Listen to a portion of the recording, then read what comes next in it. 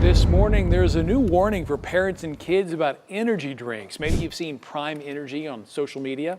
Yeah, Brandy Smith explains why the drink is getting so much negative attention. Schools are actually banning it. From clearance bins at Walmart to lawsuits worth more than some companies ever make to a wave of headlines no brand wants to see. This is Prime now. 2 years ago, it was the drink everyone wanted, the hottest drink on the planet. And now, it's the drink everyone's talking about, for all the wrong reasons. So, how do you go from can't keep it in stock to can't give it away? To answer that, you have to rewind. But before we keep going, if you're enjoying this deep dive, hit subscribe. It helps us make more stories like this. Now let's rewind. Not all the way to Logan Paul's first vlog, not even to his boxing matches with KSI, but to a moment that nearly ended his career entirely. In 2018, Logan was one of YouTube's biggest stars, a daily vlogger with millions of fans, a merch empire, and the kind of cultural presence that made headlines just for showing up somewhere. And then came the Suicide Forest video, a trip to Japan, a camera in hand, footage of a dead body uploaded for millions to see. The backlash was instant and unforgiving. Sponsors dropped him, YouTube froze his ad revenue, late-night shows mocked him. For a while, it seemed like his career was over. But it wasn't. Over time, Logan rebuilt himself. He stepped into the boxing ring with fellow creator KSI. Their rivalry sold out arenas and brought in massive pay-per-view numbers. He launched Impulsive, a podcast that slowly reshaped his image from reckless troublemaker to sharp, opportunistic businessman. By 2021, the Logan Paul people were seeing online was still controversial, but calculated. Someone looking for the next big play. That next big play was Prime Hydration. Prime wasn't just Logan's idea. It was a true partnership with KSI, his once bitter rival, now his business ally. KSI had his own massive following, especially in the UK, where his music, gaming content, and influencer status made him a household name. Together, they had reach, and they had loyalty. Millions of fans who would buy anything they put their names on. When they announced Prime in early 2022, they skipped the slow rollout and went straight to domination. No soft launch, no quiet supermarket tests. They flooded social media with vibrant branding, bold claims, and high-energy promos. The pitch was simple: a zero-sugar sports drink packed with electrolytes here to take on Gatorade, Powerade, and anyone else in the aisle. And it worked. In the UK, shipments to Asda and Aldi vanished within minutes of hitting shelves, with videos of shoppers fighting over bottles going viral. In the US, Prime landed sponsorship deals with UFC, NFL players like Patrick Mahomes, and even global football stars like Erling Haaland. Every new flavor drop was an event. Ice Pop, Metamoon, Glowberry, each one treated like a collectible. Prime had become more than a drink. It became a status symbol, and it felt unstoppable. For a while, it looked like Logan and KSI had pulled off something historic. They weren't just competing with the sports drink giants, they were outselling them. Prime became the official hydration sponsor of the UFC. The logo showed up on fighter walkouts, inside the octagon, even on weigh-in banners. In major sporting arenas, you could spot stacks of Prime bottles in branded fridges, caught in the background of every interview. And it wasn't just events, it was everywhere. Supermarkets, gas stations, vending machines. In the UK, delivery trucks were met with lines before stores even opened. Miss it, and resellers were selling bottles for 3, sometimes 4 times the retail price. It was marketing genius, built on the power of social media. No polished celebrity commercials, just Logan and KSI front and center. They filmed edgy promo clips, staged flavor taste tests, and kept reminding fans, this wasn't just a drink, it was our drink. It worked brilliantly, but it also built a delicate house of cards. The brand wasn't Prime, it was Logan and KSI. Once the personalities took a back seat, the brand would be fragile. Meanwhile, flavor drops kept coming. Each one released like a sneaker launch. Then came Prime Energy. Prime Hydration was straightforward, zero sugar, caffeine-free, safe for kids.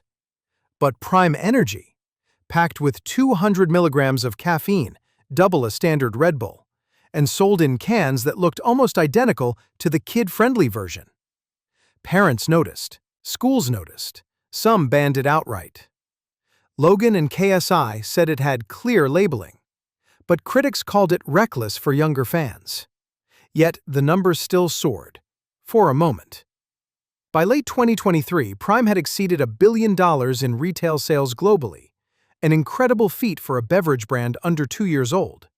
From the outside, it looked unstoppable. But in boardrooms and nutrition labs, whispers began. Was Prime truly better, or just louder? Nutritionists pointed out that the formula was mostly water, coconut water concentrate, and sweeteners, with an electrolyte balance that didn't match athletic standards. And taste? Gordon Ramsay said it best. Okay, so that smells a bit high.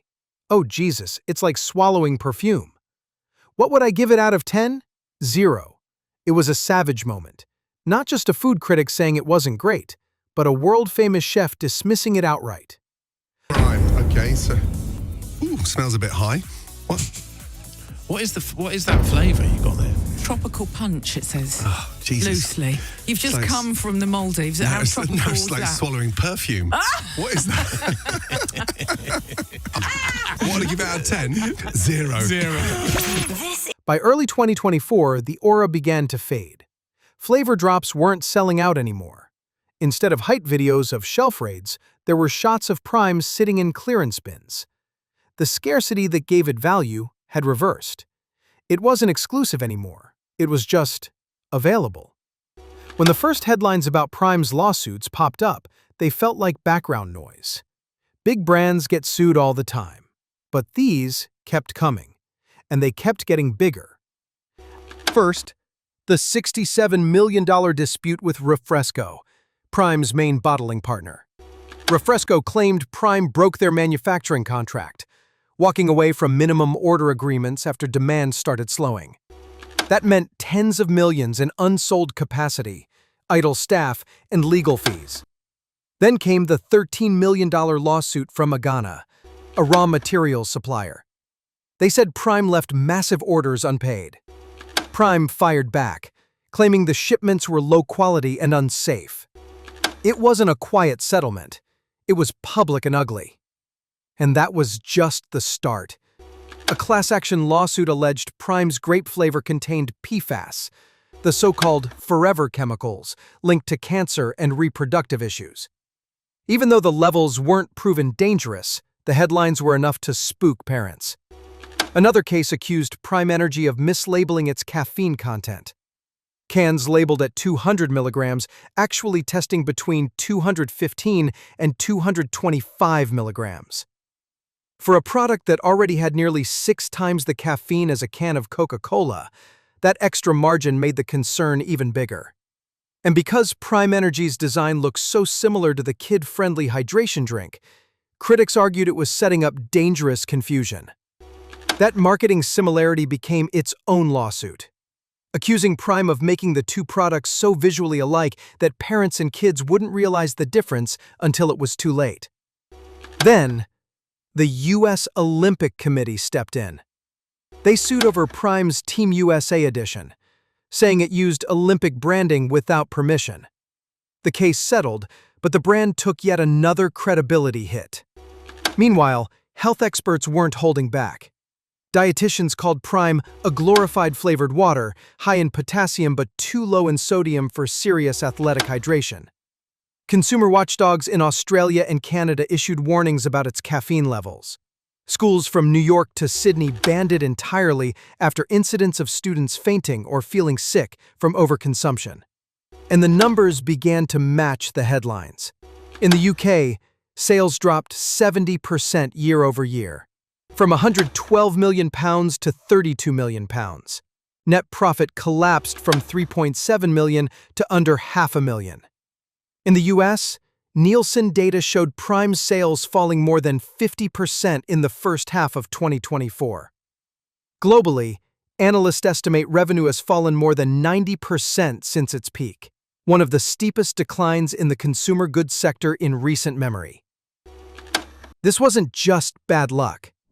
Competitors like Body Armor, which Coca-Cola acquired in 2021, had taken a very different path. Body Armor grew slowly, built trust with athletes, and steadily expanded shelf space before its massive $5.6 billion buyout. Prime skipped the slow build entirely, exploding overnight. And when the hype faded, there was no steady foundation to fall back on. Even the optics had changed. The once iconic shelf raids and sold-out displays, gone. Now, Prime sits in Walmart clearance aisles, bottles collecting dust. TikTok went from showing Prime haul videos to mocking videos of people walking past stacks without a glance.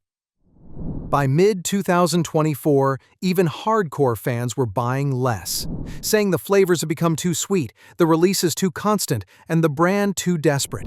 The limited supply magic had evaporated. So, here's where we are. A drink that once looked untouchable, now fighting lawsuits on multiple fronts, losing market share, and bleeding the cultural relevance it once owned. The hype that built Prime is the same thing that's now burying it. Because when your product is built entirely on personality, on two influencers whose own controversies are never far from the headlines, you're gambling the entire brand on their ability to stay beloved, stay clean, and keep the internet's attention. And that's a gamble Prime might already have lost. So, was it all hype? Or was there something more? Let me know in the comments what you think. And subscribe to the Celeb Spring because fame fades fast. But we're just getting started.